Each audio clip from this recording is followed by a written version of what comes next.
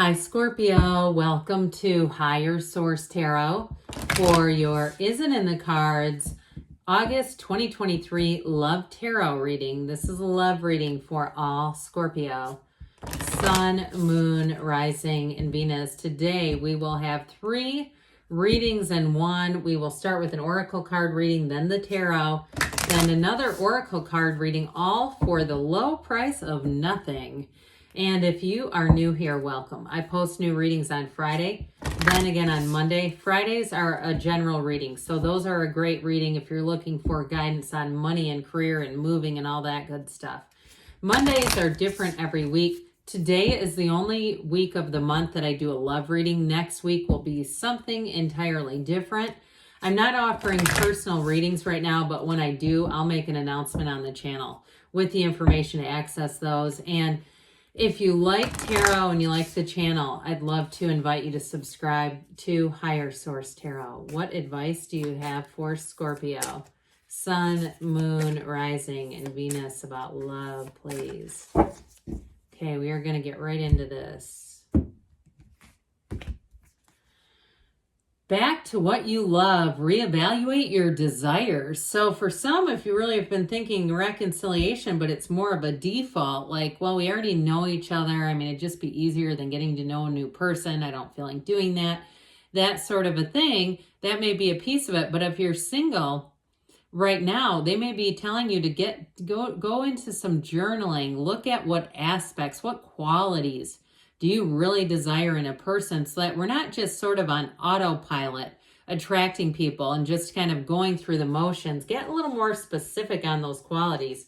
You've got relationship patterns. It takes strength to recognize the need for change. So again, I feel like somebody here, it's time to do a deep dive into what you really want and be clear about it. And don't be shy about the asking, Scorpio. There are 8 billion people out there.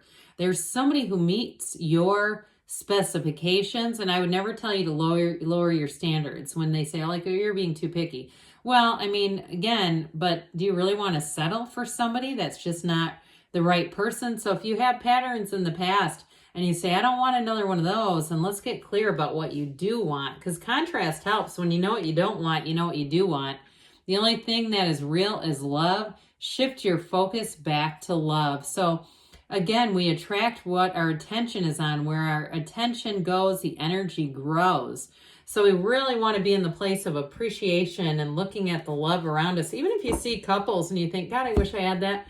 Know that the universe is showing you an example of what's available for you too. All right, now we'll get into the tarot here. What advice do you have for Scorpio? Sun, Moon, Rising, and Venus about love, please. What does Scorpio need to know to attract the love of their lives into their lives, please? Advice for Scorpio about love, please. All right, here. All right, so we will take 3 cards to represent your energy, 3 cards for the person you're attracting, 3 cards in the advice. Your energy is the Moon, the 7 of Wands, and the Hangman. That's interesting.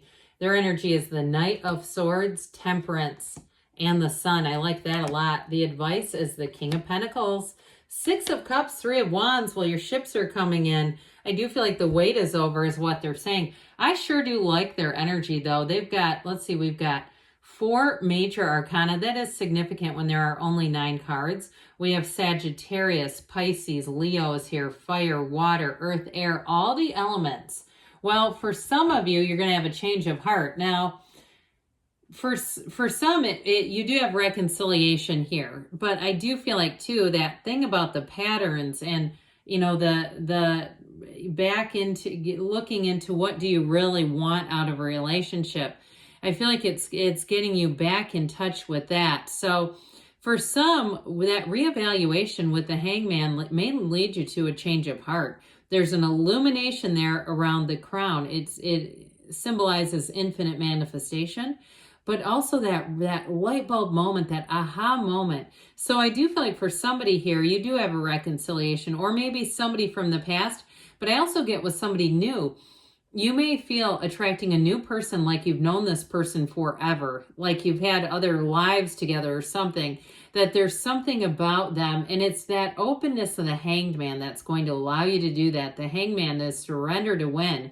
It's allowing you to let go of your old ideas, let go of those old patterns. And even if they're family of origin issues, like if you had a parent that was married like 5 times, I get that, or an adult figure, even if it's an aunt or something like that. I keep hearing this, like they've been married repeatedly. And so there may have been some things that you saw along the way that influenced you, but I feel like you're going to be able to let go of that energy so that you don't have to live in that. You don't have to continue that legacy if that's not for you. So with the energy of the moon, secrets are revealed. So for some of you, if it is reconciliation, because you do have that a few times here, this person's keeping tabs on you. I will tell you, like I know, like I know, like I know. They are keeping their damn eye on you. And I do feel like they're going to reach out. But I feel like part of that is you just kind of going along in your own joy of the journey, merry little way. You're doing your own thing. Some of you may be using a 30 days no contact method where you're working to withdraw your energy. And sometimes people leave comments here that meditation is a real challenge for them, or they don't see it really working. I have a friend who talks about it in the form of just anything they can do where they're not actively thinking. Like that, this person likes to paint as a hobby. And so when they're painting, they're not thinking about, a specific person or areas of their life, and it helps them to clear their mind.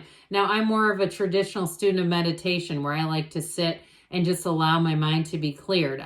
But that works for me. So I do feel like with that 7 of Wands, you may get focused on other things.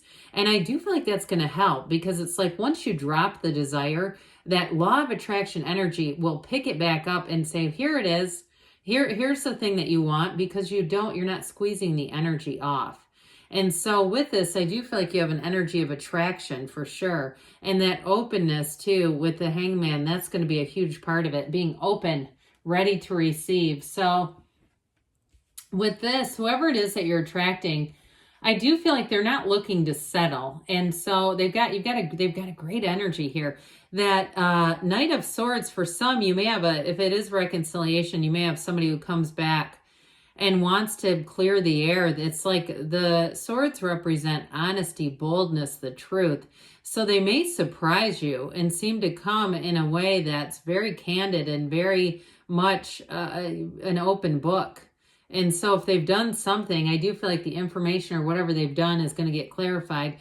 But I'd also say too, though, with the energy of Temperance, that is such a great healing card, and it's thriving in change. So I do feel like if you have somebody coming in that's from the past, they've changed quite a bit and they're willing to own their part in things.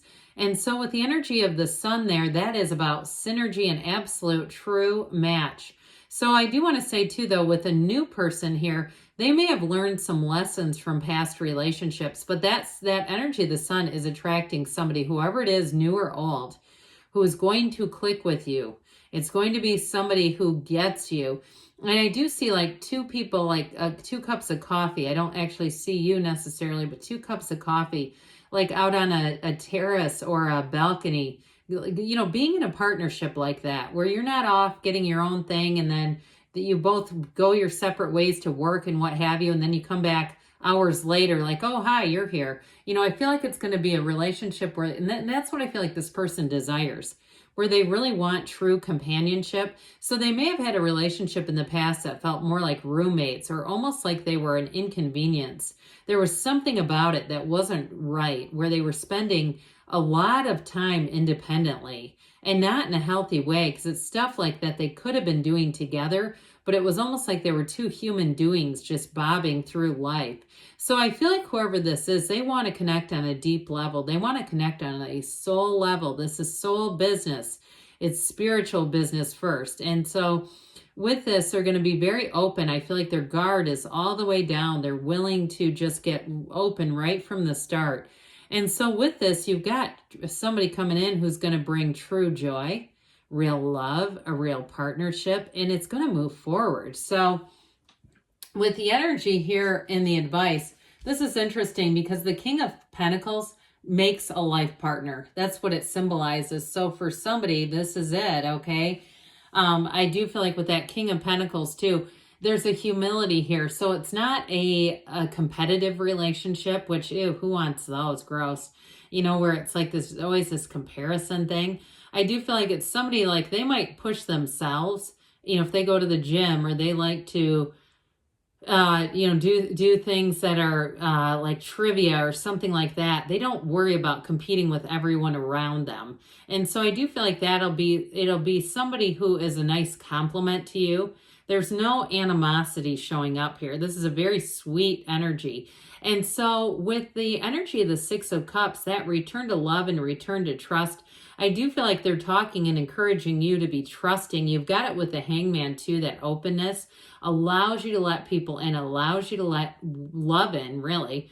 And so with that Six of Cups, it may, like I said before, feel like somebody that you've known forever. Even if they're new to you, you might have a lot in common and a lot of maybe even childhood experiences or nostalgia. You can talk about, you know, I don't know, Teddy Ruxpin or Rainbow Bright or something. I don't, you know, it's like there's some commonalities there from your own childhood experiences.